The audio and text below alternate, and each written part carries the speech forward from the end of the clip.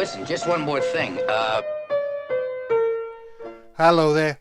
Welcome to my review of Columbo Season 11, Episode 2, No Time to Die. First broadcast on the 15th of March 1992 on ABC. It was written by returning writer Robert Van Scoik, based on a story by Evan Hunter, writing under his pen name of Ed McBain, and directed by returning director Alan J. Levi. This is one of the most controversial episodes of Columbo and one of the lowest rated amongst fans. But why is that? And is that warranted?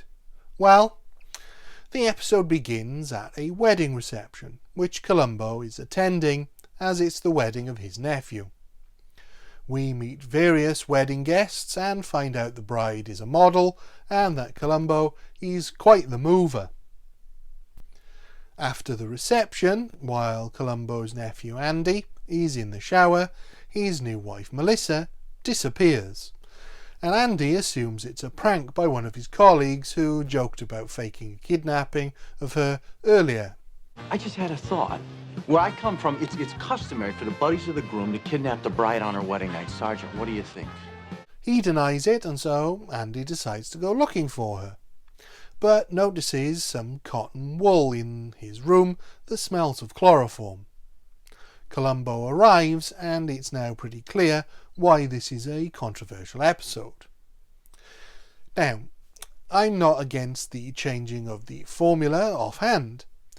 It hasn't really worked when they've tried it in the past, but that was down to the execution rather than the concept, so I'm going to not pass judgment on that until the end of the review.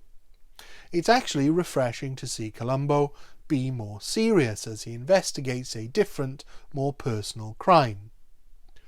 What does go against it, though, is that the pacing feels quite slow, as we spend a lot of time with Columbo and his fellow cops, speculating about suspects and theorising about the situation, which isn't really what people watch Columbo for.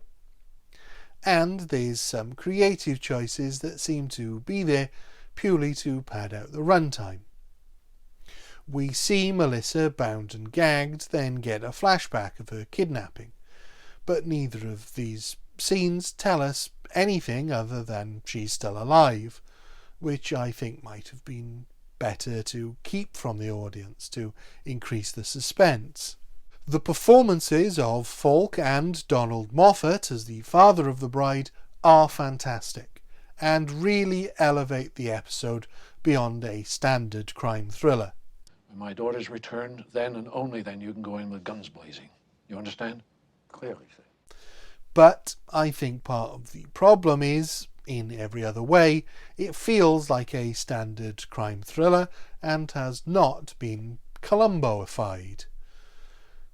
Certainly not enough to be enjoyed in that regard.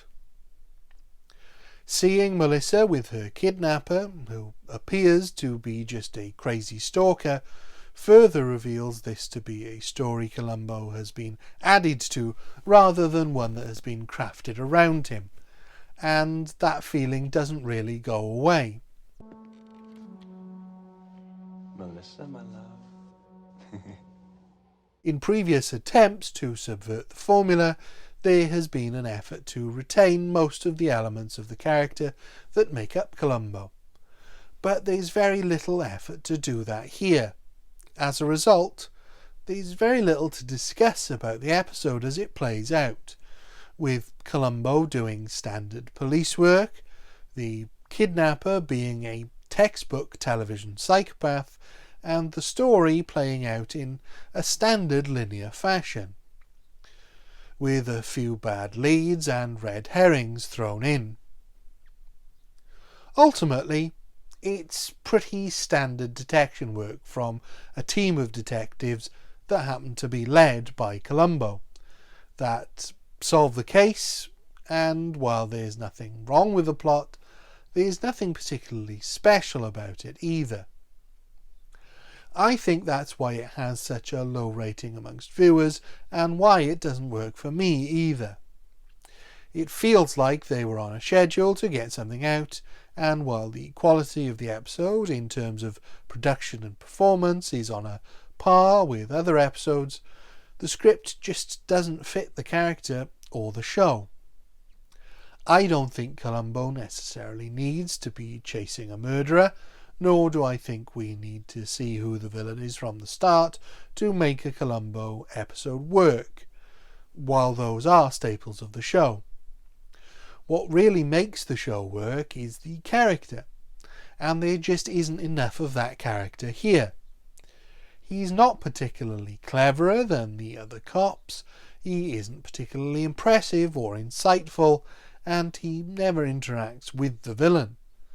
Perhaps the greatest flaw is the finale, where he and the other cops show up at the kidnapper's house, having discovered its location and his identity, smash their way in, and his nephew Andy shoots the guy. It's very generic, and not what we've come to expect, nor is it good enough in its own right to overlook its lack of Columbo-ness, which is a genuine shame, as it could have been really interesting to see Columbo tackle a genuine kidnapping, as opposed to a murder disguised as a kidnapping. There's no question in my mind that this is easily a 1 out of 5 for me. Thank you. Goodbye.